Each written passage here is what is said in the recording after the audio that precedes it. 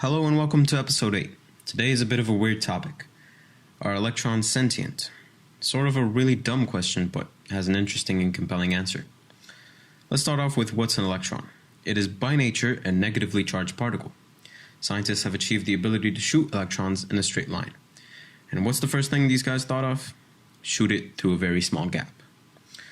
It's about the same size as the electron. At the other side of the gap, or the slit, whichever you want to call it, there was a screen to detect the bombarding electrons. Just imagine yourself as a scientist doing this experiment and you just shot electrons through a very small gap. What would you expect to happen? Would they just all line up perfectly in a straight line? Like if you fired shots from a gun that's fixed at a certain target that is also not moving? Seems logical, but that's not what happens, unfortunately.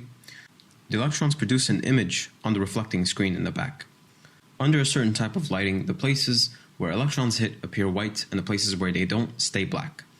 The image it produces starts off with a very thick streak of white in the middle facing the slit, and then produces a symmetric geometry. After hitting the streak of white, on the left there's a thin black line where the electrons don't hit. Then a less intense white streak, then another black line, then an even less intense white streak. And this is perfectly mirrored to the right side of the thick white streak. So why does this happen? Well, it's because of an electron, if moving, can act like a wave. What do I mean by that? It behaves like a wave. One of the behaviors of waves is diffraction. I've talked about diffraction before. It's the phenomenon that explains rainbows. So when the electron is moving through the gap, it has a certain wavelength according to de Broglie, a French scientist. When the electron passes through the gap, the electron would diffract in the same way that light would diffract through the small gap. Each electron would interfere with the previous one, and it would all together produce the pattern that we see, with a high intensity maxima in the middle and decreasing minimas. Now here's where things get weird. Some scientists tried a similar experiment, but with two slits, distancing them apart by a small distance d, and passing the electrons through the slits from the same source.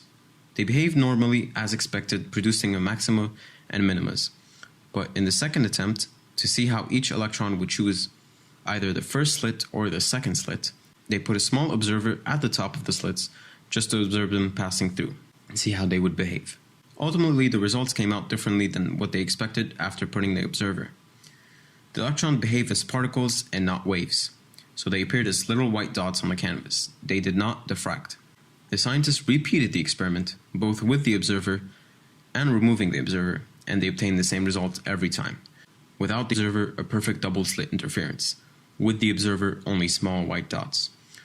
So, does that mean electrons are conscious in knowing if they are watched or not? Interestingly, the answer is sort of. Why the electrons would behave in that manner is due to their quantum state changing after being observed. Quite a complicated concept, but I will explain it in the next episode, hopefully. Thank you so much for listening. I'll see you guys next time.